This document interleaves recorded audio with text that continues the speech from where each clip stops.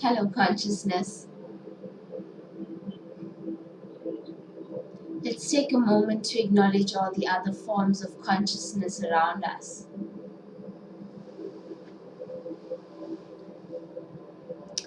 I'll share mine with you.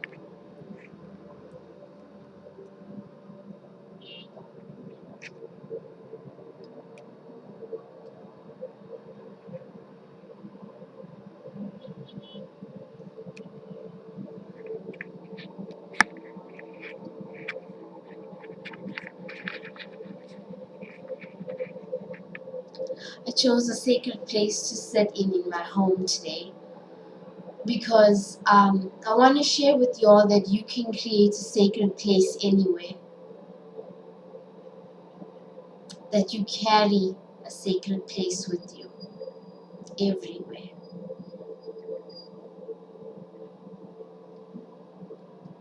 Often we touch here. I feel like we touch our heart chakra. Our heart's more to like the left and so on. But we always touch the center, the spot where our heart chakra is. We carry our sacred space with us. Home is where our heart is, and our heart's with us wherever we go.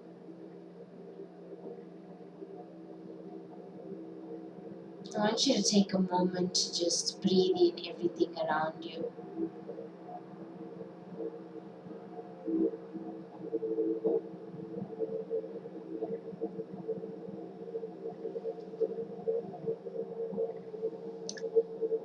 So, breathing, that's sacred, right? Powerful. Yesterday I could barely breathe. I had a runny nose. With all this talk of COVID-19, it had me paranoid, and I hadn't smoked weed for days. And it brought my attention back to my appreciation for breathing. Oh, you can still hear it, right? But at least it's there. Able to take in a breath and release it. Able to speak to you.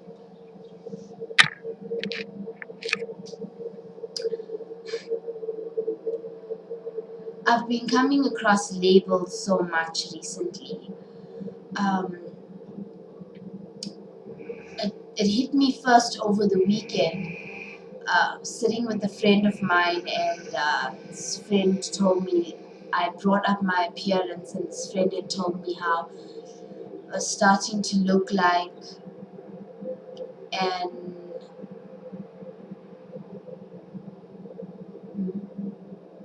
not just not an orphan, a malnourished orphan. There was no malice when I heard it, or at least that's my interpretation. I understood that the person was trying to, you know, get me to give thought to whether I'm nourishing myself, and I appreciated that. I had thought I had let that go, but I had been feeling strangely upset, and I couldn't tell why. And I realized that labels rest and lay in our subconscious. And then when I was ill yesterday, I had to be at work, and it was a normal Tuesday. I had gotten up, I had walked to work. Work is like about 3 kilometers away from my home. It's an effortless walk for me. I love it. I get to see the sunrise. I see people. I pass a river that passes through our city and actually through our whole province. And whenever I go past that river, it's near a park in the suburb that I live in. And the beauty that I see inspires me. So always on that walk to work, I am like, this is it. I feel blissful. I feel so peaceful. I feel so appreciative of being able to go there, to do this. And so the day had progressed and the runny nose had continued, the stuffiness. I started to feel drained. Not being able to breathe properly is frustrating and it diminishes your energy. And one of my colleagues said to me, "You look drugged." Another said, "You look like death." And I got it, they were actually concerned and wanted me to like head home. I had something that I had to do. So I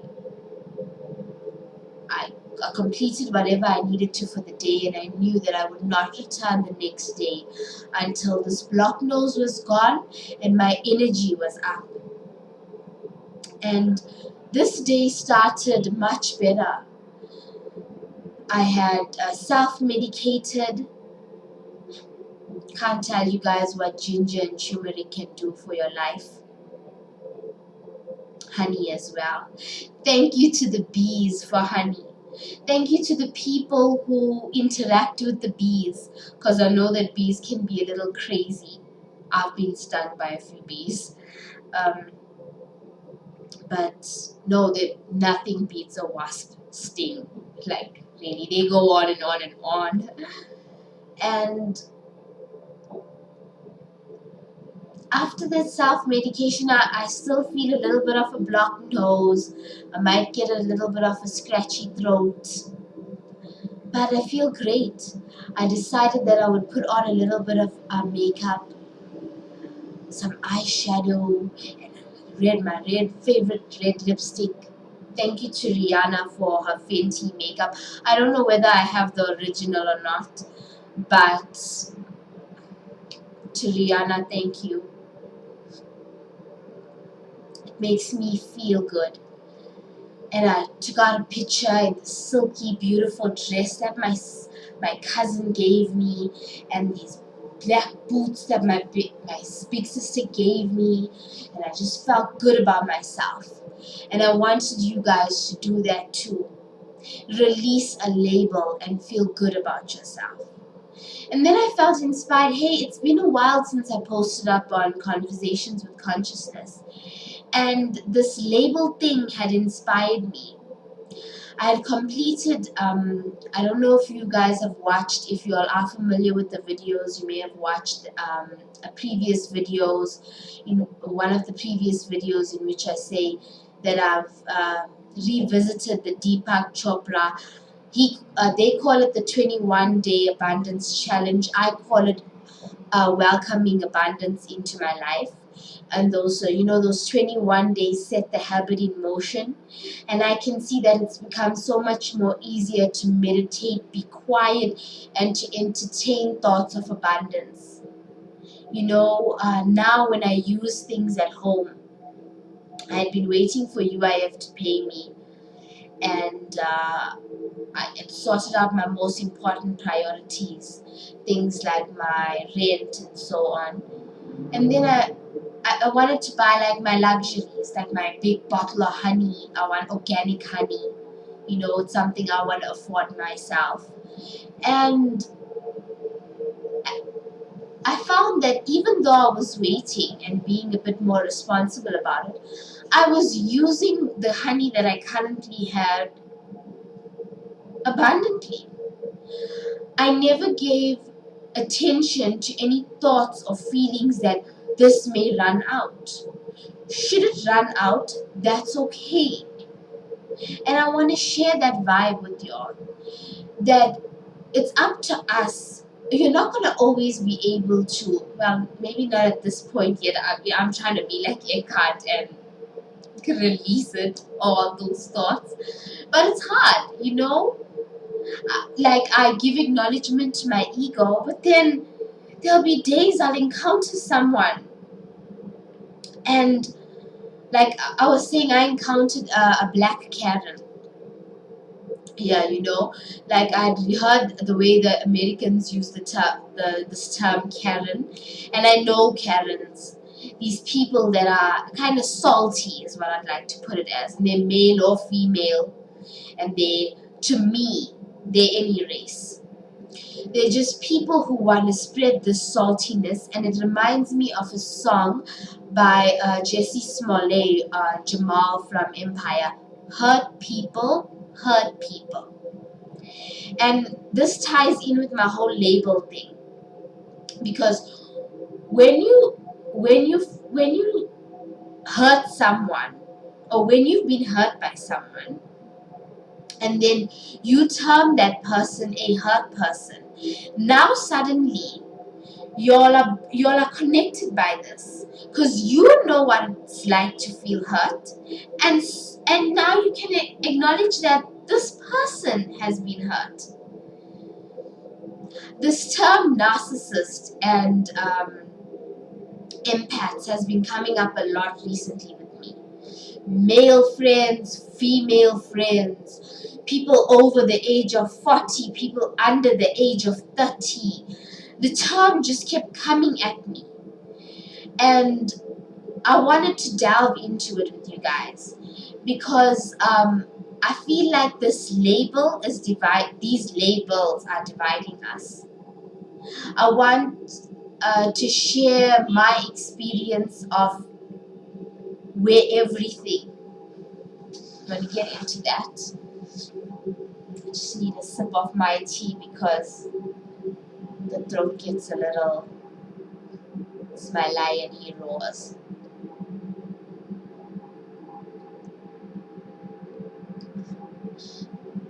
One of my ex-bosses gave me this amazing lesson, that when you drink water, you should thank it, because she explained it to me like the crystals within the water, and she showed me this whole video of like when they looked at water in a microscope and so on. All I'm going to basically do is just take it to its most simplest form. The atoms within this water are alive, just like the atoms within this cup are alive, and the atoms within us, and so on. So basically everything is alive, right? And when you thank things, that gratitude magnifies their excellence.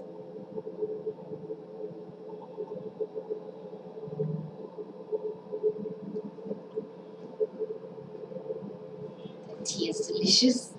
Thank you, tea. So, back to our labels, yes. So, guys, I had noticed that that this term empaths is used, and I understand what an empath is. In fact, I've been finding myself recently being more empathetic to others.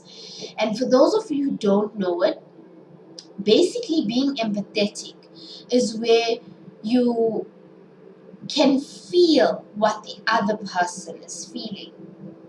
And so I thought about this carefully, and I said, well, I'm going to use Tamlin and me, right? I'm going to just say Tamlin and Tam. So Tamlin is a narcissist to Tam, right? And Tam labels Tamlin a narcissist. Is it not true that, and Tam labels herself as an empath? If I'm labeling myself as an empath, shouldn't I be able to be empathetic to what the narcissist has went through?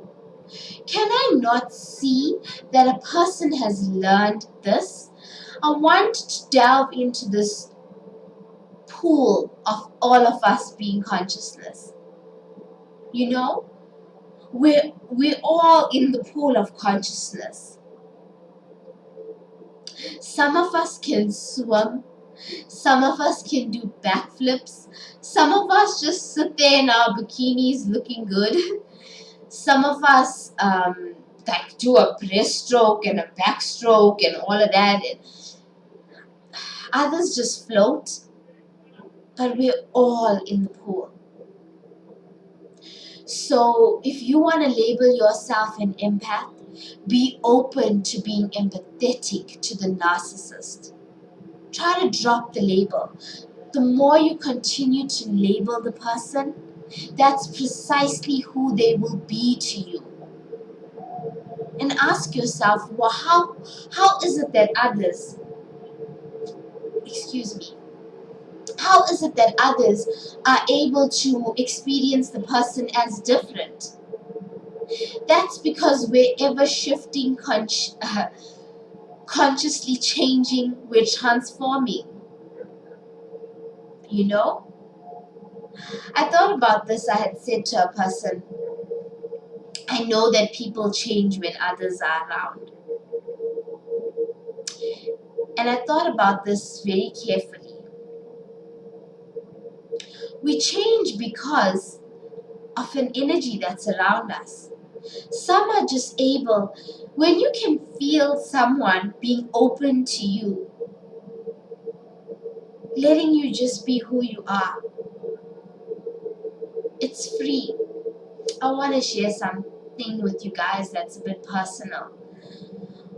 Um, I mean, in these previous videos, and for those of y'all who know me on social media, you would have heard how I would have told you about how I've labeled myself. I felt ugly, I felt useless, I felt tormented by my ego. Um, when I refer to ego, I refer to ego as that inner voice that tries to take you away from who you are. That that makes you think you are your identity in the world. Like, I'm Tamlin. I'm Tamlin Samuel. I'm a 20. Oh my word, I forgot my age. I'm a 29-year-old woman who is South African of Indian descent, and this is what I've been through, and this is what I am, and this is what I'll always be. So I am gonna warn you guys now. It's not an easy thing to listen to. So this is not for the faint-hearted. It's also for those of y'all who know me personally. It's not something that I wish to speak about with anyone. I've laid it to rest. It's it's been a journey, acknowledging it, getting over it, and I think that if I share this, I can help others who are hurting to heal. So bear with me because I don't plan these conversations. I let them flow. So sometimes I may forget something, or I may, go a little bit off topic. But I'm gonna try to wrap it all in, and we're just gonna let this conversation go. You and me, you and I, us. We're having a conversation. Yep. We're consciousness. We're one with everything. God is within us. That's why I don't feel scared of how will Tamlin be perceived. You know, before I started these videos, I thought I must maybe wait till I'm no longer working at my current job because I don't want to jeopardize my livelihood. What if my boss says, hey, you know what, we can't have someone on our staff who speaks this and that?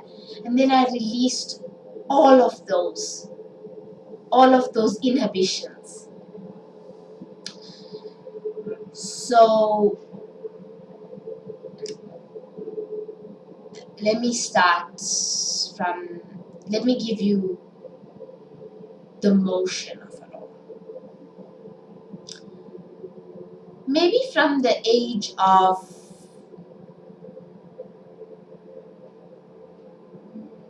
I would say 9 or 10, I was in maybe grade 4 or so. I had seen boys, and I knew now that I like boy, you know.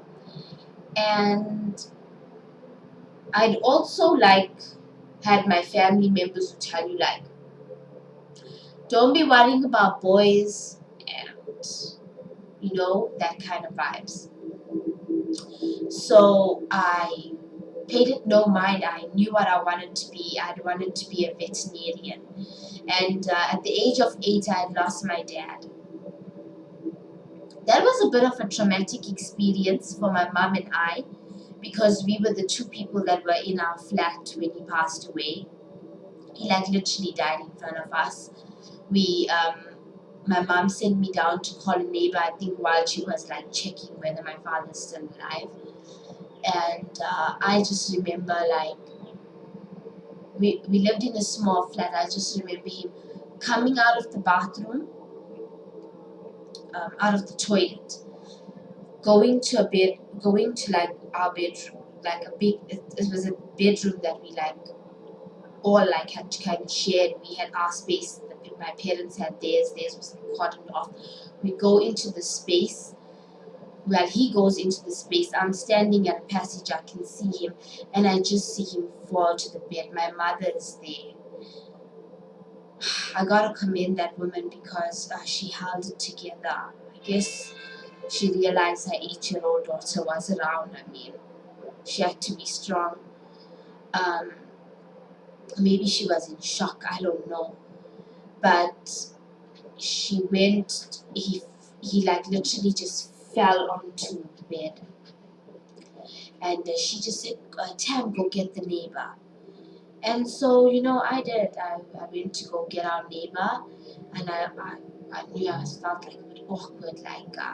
He was a cute guy, our neighbor. He lived downstairs, and I think he used to like my big sister. So I used to look at him. It was my big sister and all our high school friends and stuff. I used to see them and thinking oh whoa, one day when I'm big, guys are gonna like me too, and how you are when you're a kid. So I was a bit nervous, and I went to him and I'm my mommy asked me to come down. Something's happened to my dad. Please, can you come and help us? And he's rushes over, tells his sister inside, and I can remember us carrying, my dad was a really tall guy. I don't even know how we fitted him into our elevator, he was horizontal, and he was heavy. I can remember thinking damn, this man is thin, but he's so heavy, And luckily for us, where we lived, there was a hospital right next door. So we go to this hospital, and I can remember them putting, those two things together, and they rub them body jerks, and they clear. You see it in the movies, clear. When it's happening in front of you, that was when it hit me. They putting things on my dad to get his heart started. That's scary. So anyway, I remember the first time I heard the term DOA was in that hospital, Midlands Medical Center, East Street, Pietermaritzburg. And ever since my dad had died, I was determined that I would be the things that he said. He had said, I would remember him always telling my older cousins, because I was still a bit young, you must read. You mustn't worry about boys. You must have your own things. Um, you can get married later, and stuff like that. And I had so desperately wanted to impress my dad that, hey dad, that's gonna be me. I'm gonna be like that. I'm gonna leave you for a second just to put my light on.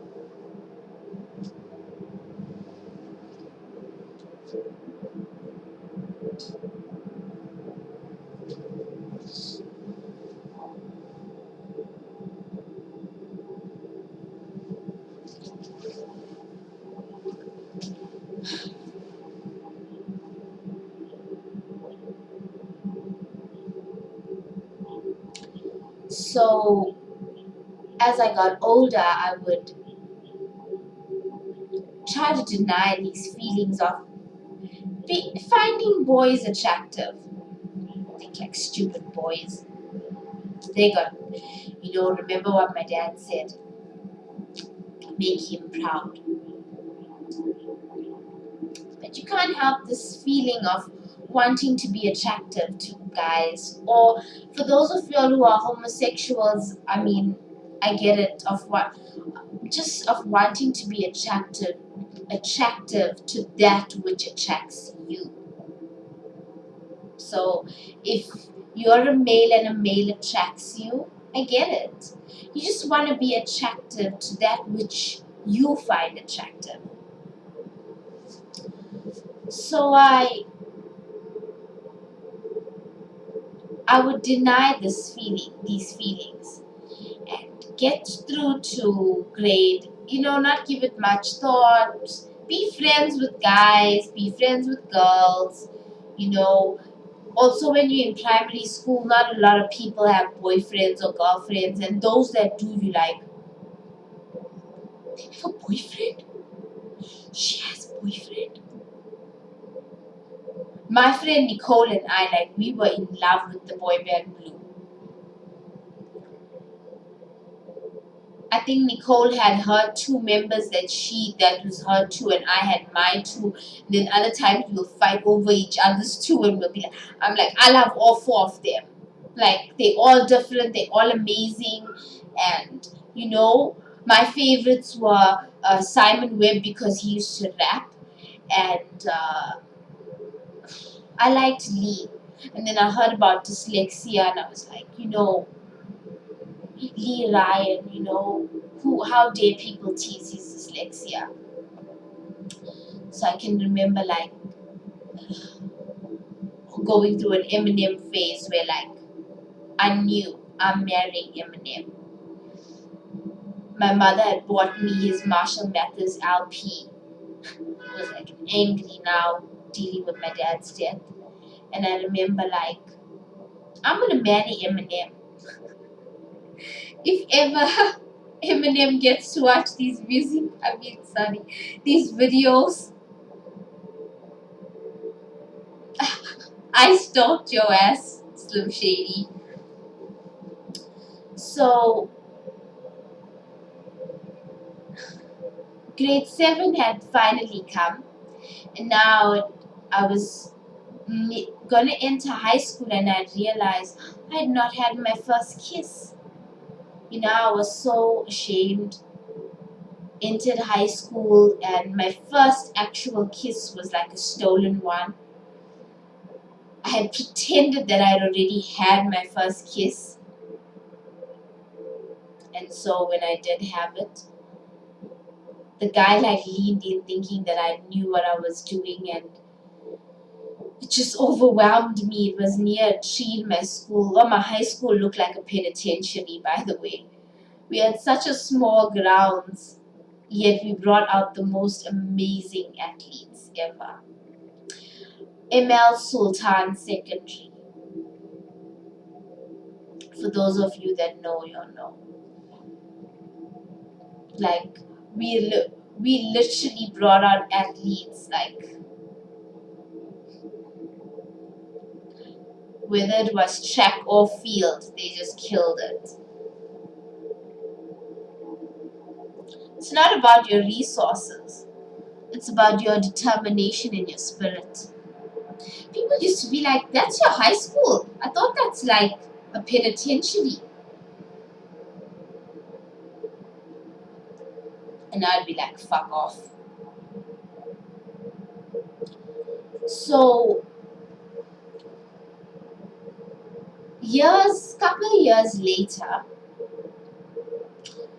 when the talk goes around the classroom, people have boyfriends. I hadn't had a boyfriend now officially yet. I had liked boys. There was one guy I particularly really liked in grade 8. I think he liked me. You know, I'd worn a cell phone that was just like his. I thought it was like a sign from God. I had worn the cell phone on SABC 2's Tube. I don't know if y'all know the alien dub. Let me refresh your memory. Bye. Bye bye. Bye. Cody and Dub. The dove was like a green alien who had like 4 fingers, but he used to count to 5. It was hilarious. So I had won the cell phone that was just like this crush of mine, you know. And one time, this crush, he came through to my classroom. It was cold. He gave me his jacket. I wore it. Like, I remember I had this friend, Brightness. She would be like, "Ooh, he gave you his jacket. He likes you." And I'll be like, "No, he doesn't like me." And she'll be like, "Yes, he does." And I'll be like, "Oh, I wish."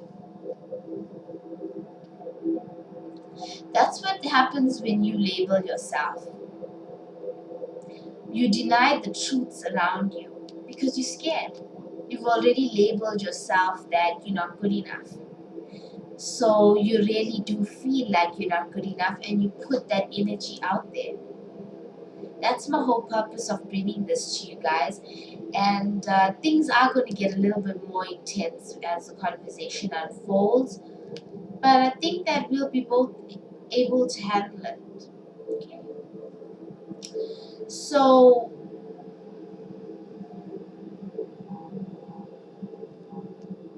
years go by, and I think I'm now in like grade 11, and I come across this guy who is everything that I never expected to like me. And I was approached by this person, you know, and I just felt like, whoa, wow, you know. And feeling inadequate, I lie. I say that I'm not a virgin. I've had this boyfriend from my church. Because now this guy knew my friends. He wasn't in our school, but he had become friends with my friends. So we used to all meet up during the school holidays at my home, and he had asked me about the step, had I ever done this, and I didn't want to be lame, so I said yes. And funny thing is, when I took the first step with him and I had broken my virginity, he actually told me that a guy can feel if a lady is a virgin or not. Uh, I'm actually saying it a bit better than he did, but anyway, I'm just trying to be a bit more courteous to us, Don't have to hold on to the ratchetness of others. You see, I just labeled that ratchet. See how dangerous this can be? So, what is even dangerous? What is even safe? So, this experience happened, and fast forward, I had lied in my diary. I shared the truth with myself. Like, I feel so scum for having lied. Now I forced myself into a situation I was not ready for, and I can remember thinking like, what have I done? You know? Then boom, I find out that the gentleman has actually got a steady, long-term girlfriend elsewhere in his own high school. Gosh, I felt like an idiot. Another label. So I was not a very good girl. I had become like upset, hurt by all of this.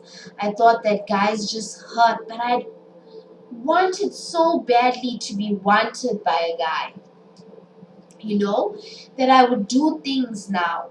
I can remember there was a time when I was moving out of the out of town where I lived, downtown where I lived. And I was so upset by this. I had forced my mother into this idea that for the last night, after all our furniture had been moved from where we were living, she must please let me and my friends have one final party there. And we invited as many people as we could. And it was a wretch. I got so drunk. I slept with someone. Uh, it was unhealthy. People were around. I just didn't care. My heart was broken. No one knew that before I'd moved, I had written a letter to this guy, and this guy had hurt me so much. He had even hit on one of the girls in my crew of friends, and still I felt so inadequate that I thought this is like only as good as it could get. You know, I couldn't see that I was actually the one blocking my blessings. That better guys could genuinely like me, you know? And when I say better, I don't mean I mean this gentleman, to not put the focus on him, but this gentleman was also a hurt person. He had his own past. I had understood it. That's why I didn't judge him. But in not trying to judge him, I didn't acknowledge the fact that I deserved someone to genuinely care for me, not to take away my energy to relinquish that which they lost. So I I had gotten over that. I felt a lot of shame for the way I behaved in that part, drinking. It's why I actually don't particularly like liquor right now. A lot of people think it's because of I used to see my dad drinking very often. You know, you could see it was, for me, I'd always felt like it's to numb his pain. But I guess for myself, I just wanted to be out of myself. I wanted to be in a state where all of these things inside my head about myself couldn't be heard. I was some wild, crazy tablet, or I could be that. So I had moved on from this, and now I was staying in a different environment. It was upsetting for me at times because I had so passionately resisted wanting to move there. This place I'd grown up in, downtown Pietermaritzburg, was my home. I had known it since I was 6 months old. I had actually stayed in the flat that I lived in from my parents moved there when I was 6 months old. And then after a few years, when my little sister was born, they moved into a bigger flat in the same building. So I was so comfortable there. I would go and visit various people on various floors. And you know what? Recognize how we want to stay in our comfort zones, but yet we're always asking for bigger, better things. Like I can remember myself always saying, I wanna live in a home with a garden and I wanna have a dog. And then finally, when I had the opportunity to move, I didn't want it. I so desperately resisted it. So my mom could tell that I was really not happy. I would sleep every evening. I was in matric that year. I would sleep every evening from 6 o'clock. I would just be at home sleeping. And She got us a puppy. We named him Max. He was a Rottweiler. Um, and I used to take Max for walks, and I'd come across this guy, an older guy, and he showed me a little bit of attention. Said I had killer legs. I had heard that a lot in high school, and I used to actually think that that was my only nice asset. That and my hair, people used to always compliment my hair, and to me, I felt my hair was very boring. So I would think like my legs are like one of my best assets. I would wear those short ankle white socks, and like think, well, may as well let people see my best asset because like I don't have many good ones. You see what we do to ourselves, guys? People, like, because I know that people think only ladies do it to themselves, but ladies and guys, we do this to ourselves, right?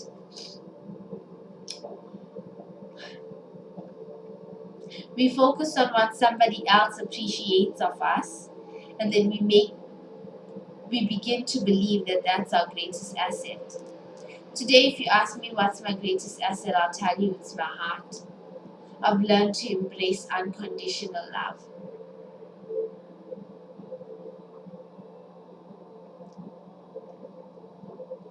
Unconditional love is everything. It's guaranteed to raise your vibrations. So I had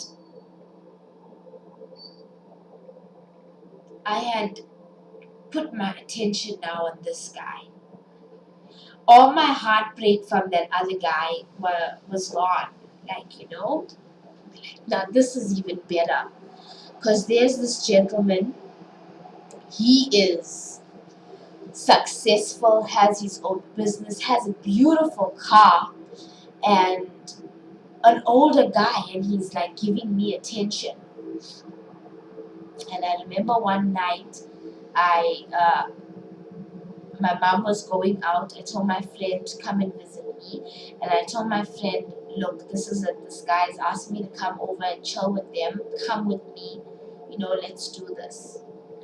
So she accompanied us.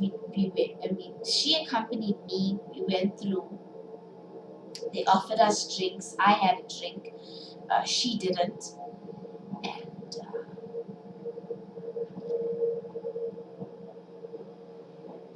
I can't exactly remember the timeline. This was many years ago.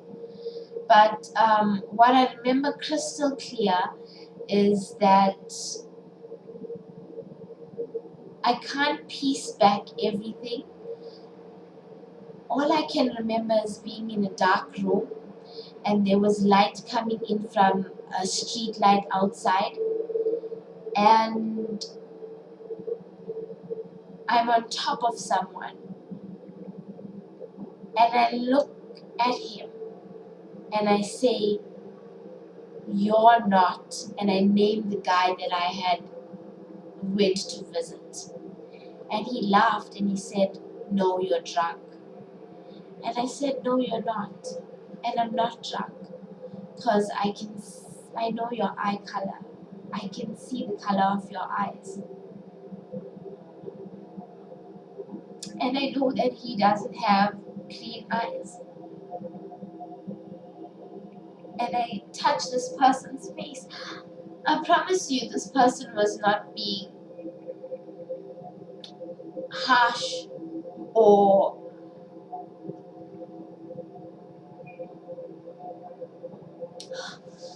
rough with me. And I touched her and I said, also, he's clean shaven and you have a beard. And he said, no, no, you know, you're crazy. It is me. And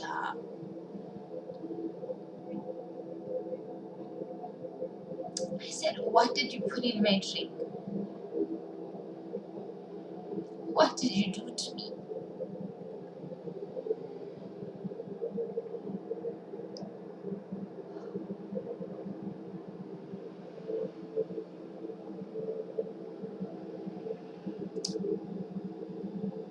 Guys,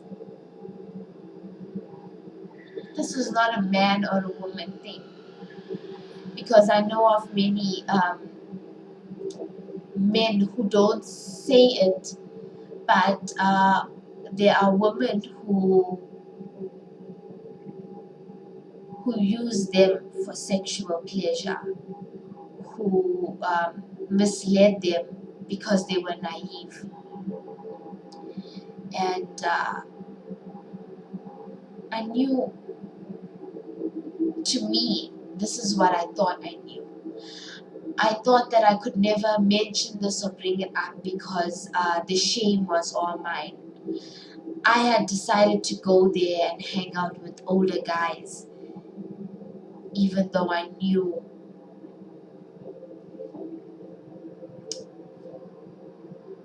what may unfold. And people would probably judge me to be a whore. And I felt shame in not making a better decision. And I thought maybe my past would be brought up. One time I went to a nightclub and somebody had put something in my drink. For sure, my friends even knew it, and we were underage. We were not supposed to be at a nightclub.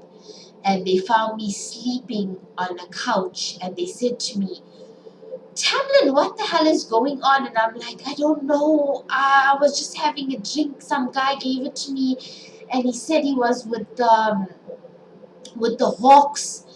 And he asked me who gave me something to drink, and he asked for my phone, and I told him I don't have my phone. And then my other friend said to me, "Tam, where's my phone?" And we had to make up the story that her phone was stolen from my hand on the street because we couldn't tell our parents where we had actually went to. It was, all these things kept coming up. I can't I can't go I can't say that I was raped. What if, like, my past gets brought up and people say, "Well, you deserve this. Look at how you behave. Look at what you've done in life."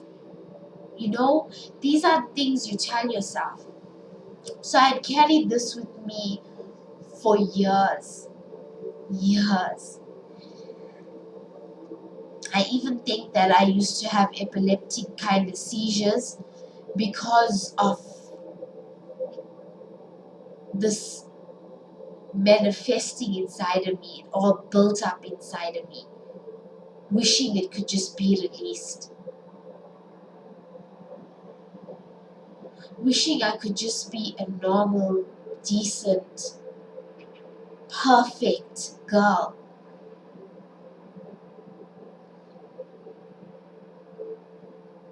So I asked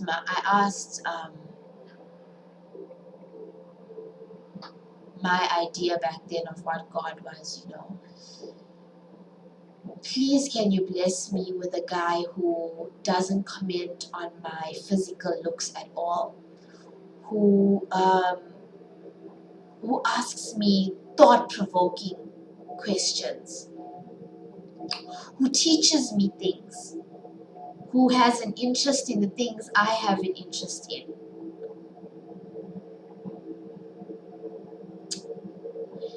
And I was about 20 when I met that guy. Feeling so inadequate, I couldn't open myself up to him. I had eventually had a boyfriend. He was a beautiful guy.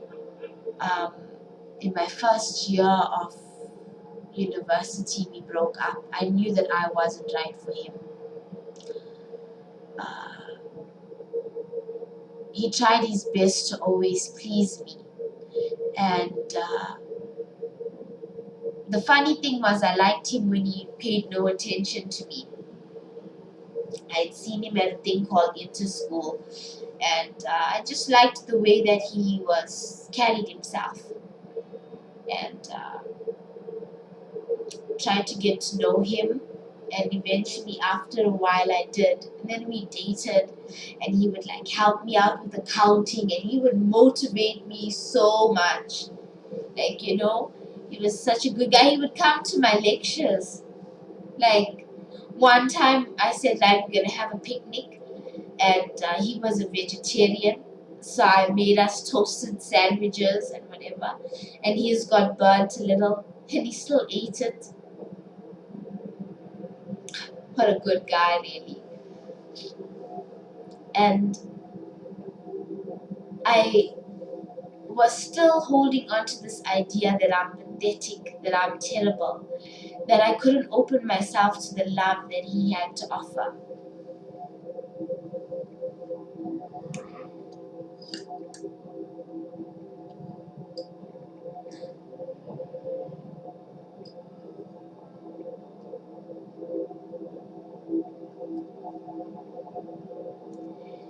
When I had met this guy that I had like finally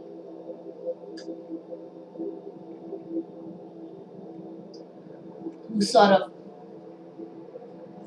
ticked every box, so to say. I guess he could feel that I didn't let him in. He had found someone who did, and it hurt me, naturally. Yet, now when I look upon it all, everything played out in perfect sequence, including that experience that I shared with you all. I didn't want to label it rape. Um,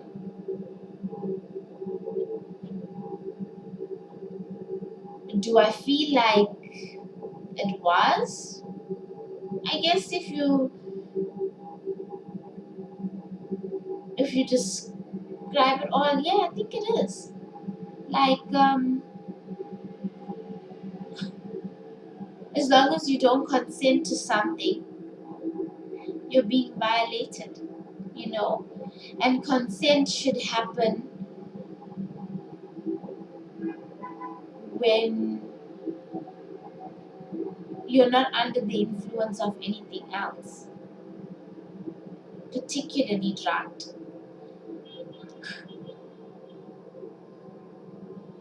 I can't believe that I can swear.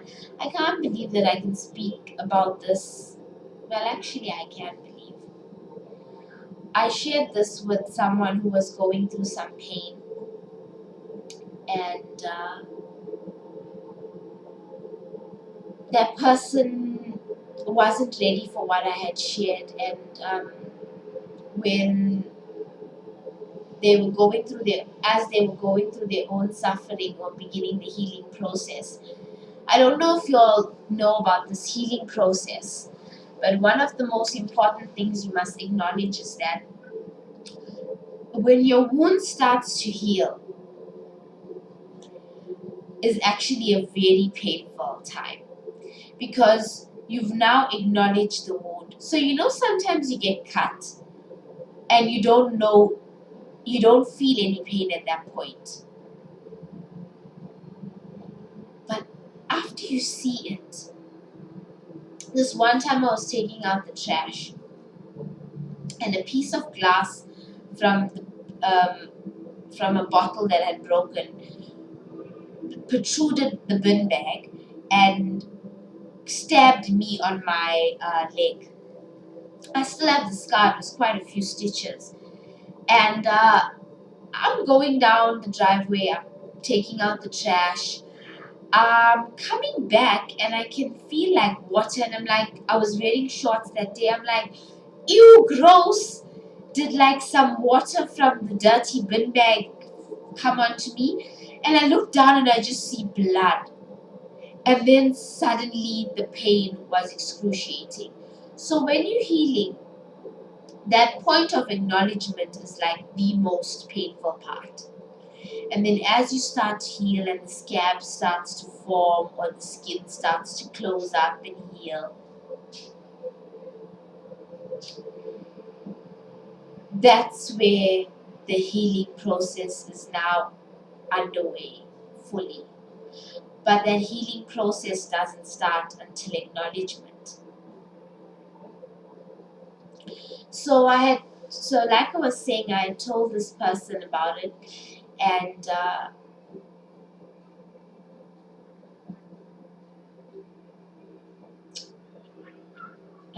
she said to me that when I was trying to show her, like, you are bringing a lot of pain into your life with the way in which you're behaving, she said to me that I am not over things that I've experienced, and she kind of threw what I had shared with you all into my face.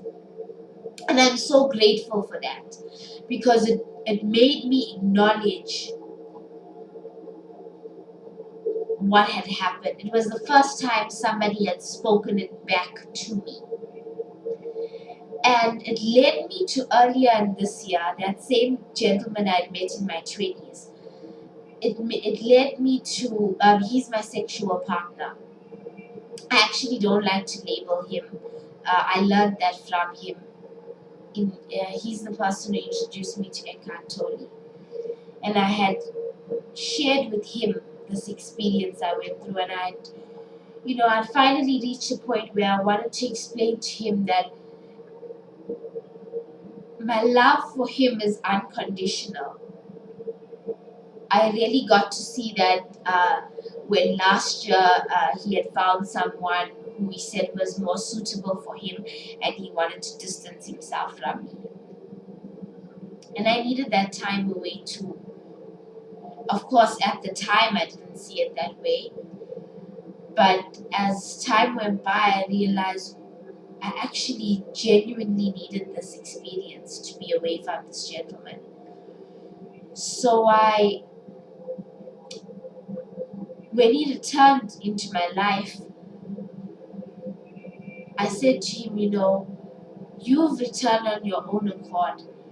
And when he left, I did feel defeated, but there was no hatred.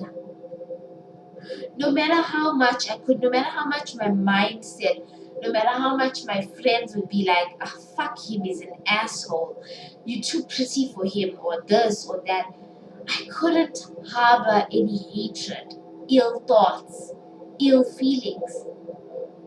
All I knew was that I loved this person. And regardless of what I thought would make him happy, I just wanted him to be happy.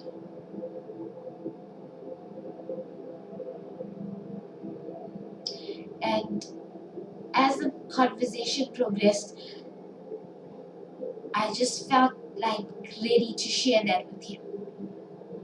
That, this is why I've been so weird. This is why I didn't even go into details with him. I didn't even feel like I needed to justify anything. At the time, I actually thought, this is it. I may never see him again. And I was okay with that. I just wanted him to know that I felt inadequate for him. I felt not good enough for a guy like that. I thought like he deserved like a woman who wasn't rotten. Have you see what I mean by labels? You see how we can harm ourselves with things we label ourselves. We start to treat people as if this is how they see us, not realizing that we see ourselves as that.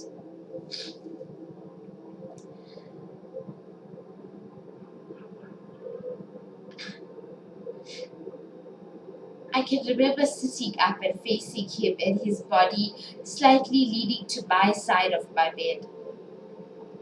And it was a Saturday morning. Uh, I don't usually work Saturdays, but that Saturday I was going to assist with the stock take at work. And I knew that I had to get up, go get into the bathroom. But it just free flowed out. And I said to him, uh, I was drugged. and he laughed. And I didn't even feel annoyed or nervous by this. It just flowed out, and I said, and I woke up on top of a guy. I was in matric, and after that experience, I just felt like I was never good enough for anyone, like I was nothing.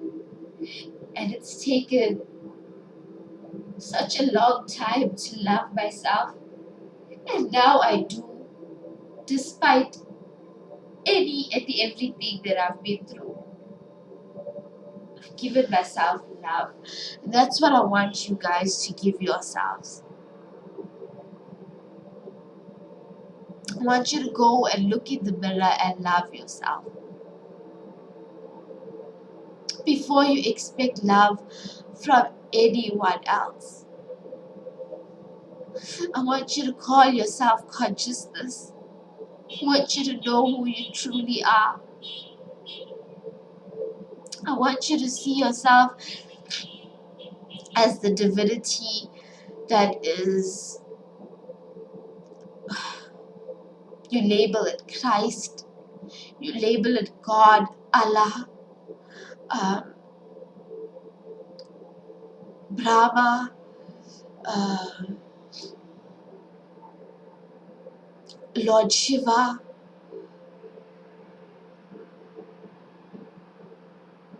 Jehovah, the infinite force, the infinite source, the creator.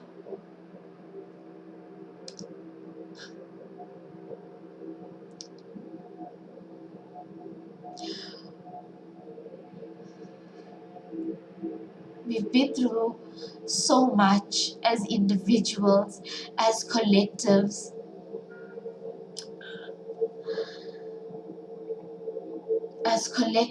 as humans, as African people, as Jewish people, as Muslim people, as people of the Middle East, as people, as women, as children, as men.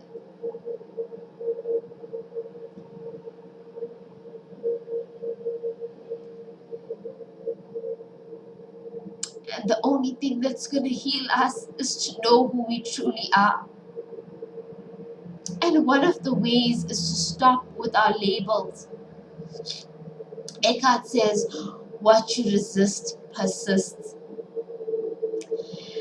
So I don't fight labels. I try to understand them, and I try to use them to better me. Or I try to use them. I learned this from a dance crew that I became friends with, called the Spartans. They would make up their own kind of language. I know a lot of people are familiar with this, especially if you're into the hip hop culture. And they would take various words and put their own spin on it.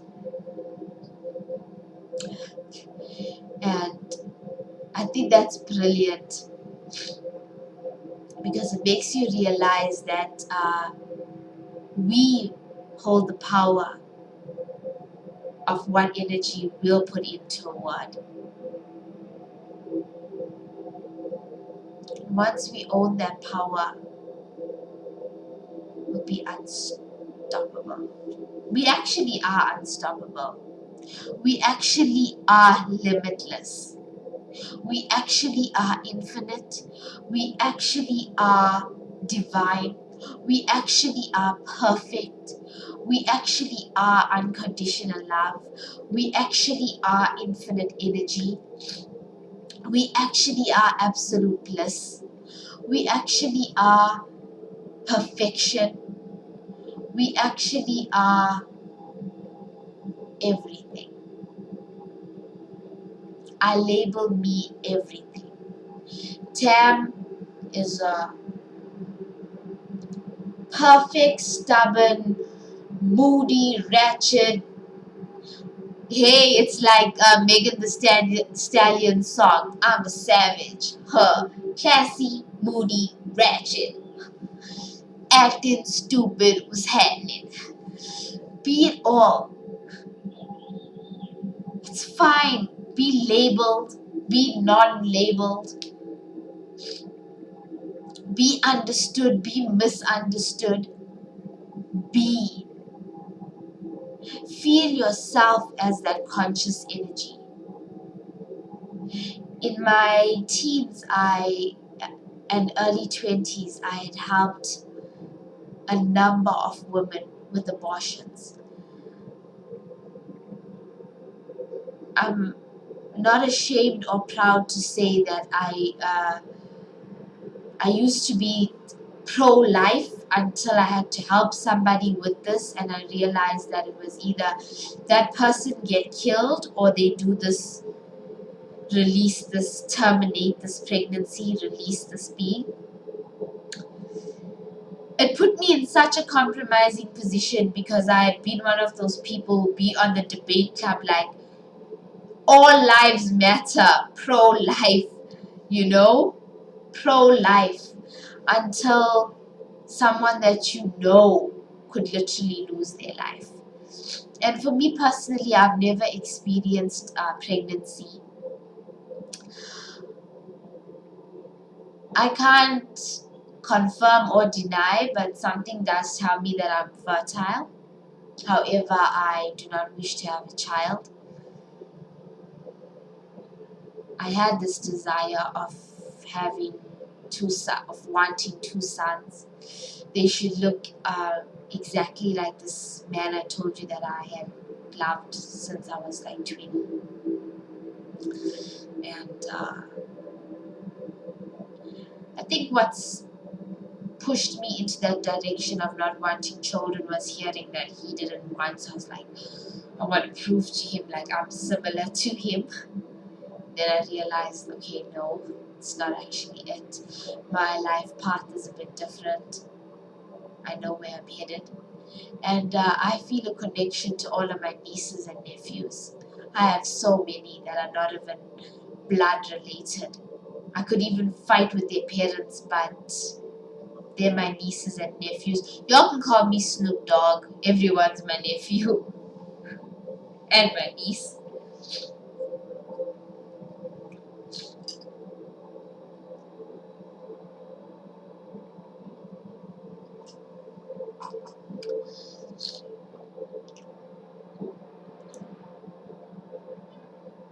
I think that people are holding on to things that they've experienced. Things like having an abortion, miscarrying, um, forcing your girl into an abortion, physically abusing your spouse, sexually molesting a child, raping your girlfriend, using your authority to be brutal. Yeah, these are uncomfortable things. It's hard to acknowledge the things we do or things we've been through. But when we face them, we begin the shift.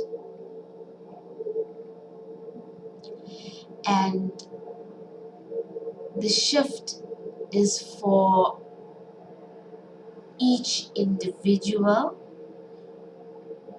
to delve into, but we can do it as a collective.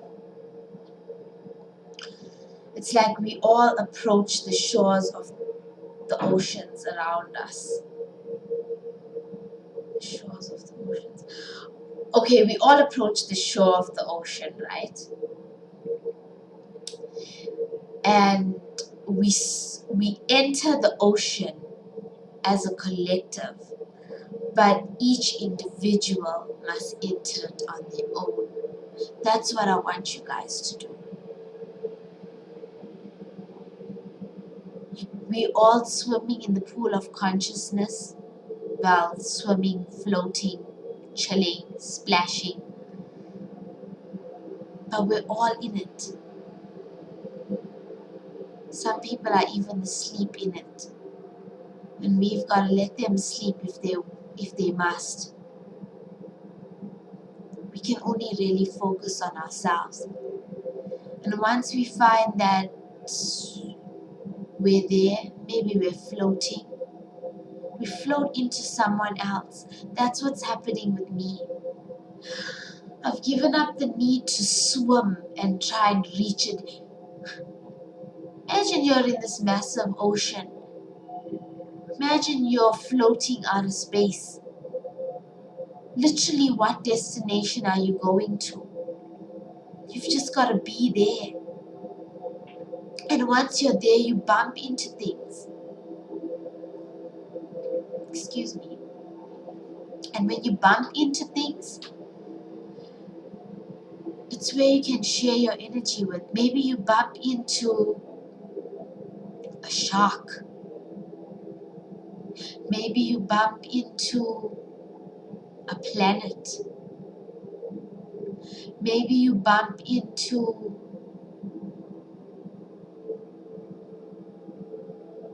seaweed. Maybe you bump into another human struggling, trying to breathe, don't know how to stay afloat, so you help them, you show them. You can help once you've acknowledged where you are.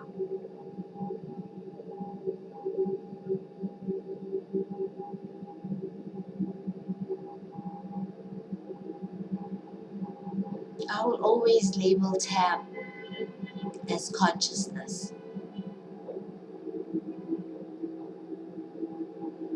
I will always acknowledge that everything she went through is divinely intended for her.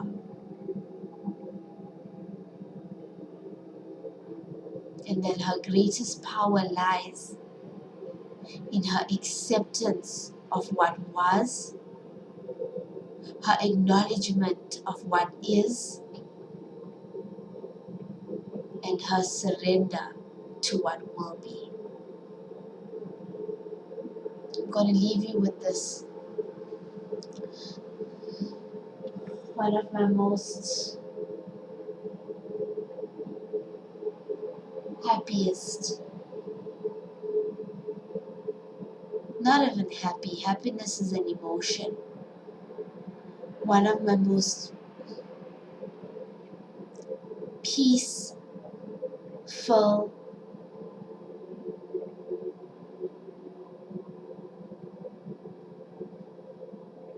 quotes to read from Eckhart Tolle. Realize deeply that the present moment is all you have. The now.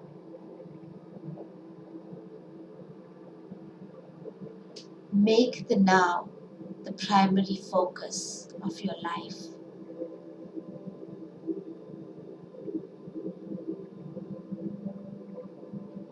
Give thanks for this breath.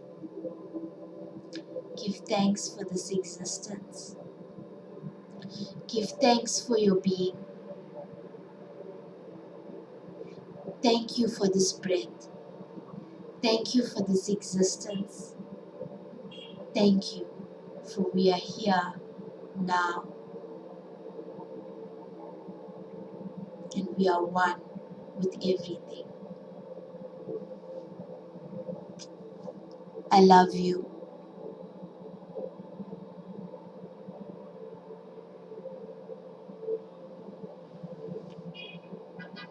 And I shall always be right here for you.